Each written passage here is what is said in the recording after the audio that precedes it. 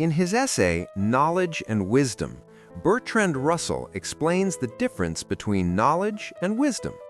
According to him, knowledge means getting new information, while wisdom means practically applying that knowledge to create value. We get wisdom from learning and experience, not just memorization.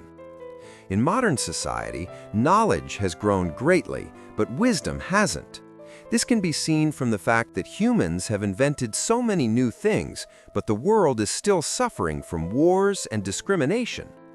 So, how can you gain wisdom? Russell says there are mainly two factors that will help you gain wisdom: sense of proportion and removing personal biases. Wisdom begins with a sense of proportion. Proportion means the small parts that make up the whole. Sense of proportion means to understand how your actions affect the whole of something, not just small parts. Nowadays, experts focus only on their narrow fields and ignore the consequences. For example, a scientist researches atoms, but he doesn't think about the destructive power an atom bomb can bring. So, the pursuit of knowledge is harmful if you don't have wisdom. Another example of this sense of proportion is that people invented medicines to save lives. Do you have any idea why this could be harmful to humanity? Okay, good healthcare causes overpopulation, and more people equals less resources, which equals more hunger. Next, talking about personal biases, the writer gives a great example of a German historian named Hegel who had brilliant knowledge about history. But he claimed that Germany had been the most important nation for the progress in the world. So, no amount of knowledge will give you wisdom if you have personal biases that will cloud your judgment. And then, the writer explains how wisdom is important not only in public matters, but also in private life. Imagine you hate a person. She talks badly to you, and you talk badly to her. But if I ask you why you don't like her, you will probably say the same thing that she would have said about you. And if you really sat down and listened to her patiently and clearly, you would understand that she is a normal human being, not any devil.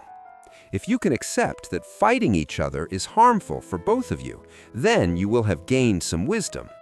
Thus, having wisdom will help you in your private life.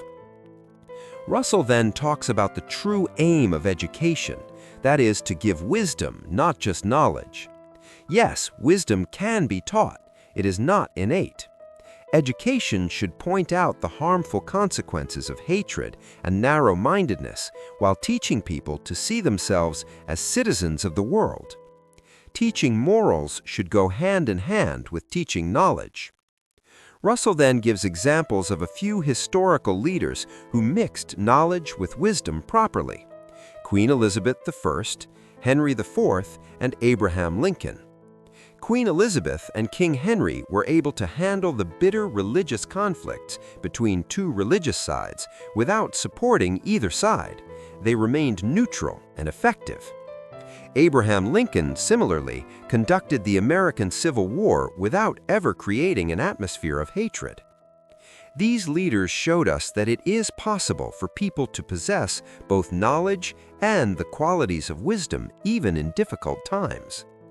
Finally, Bertrand Russell ends the essay with a note that the world urgently needs wisdom these days.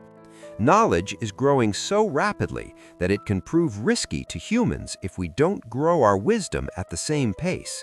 Without wisdom, humanity might use knowledge for destruction.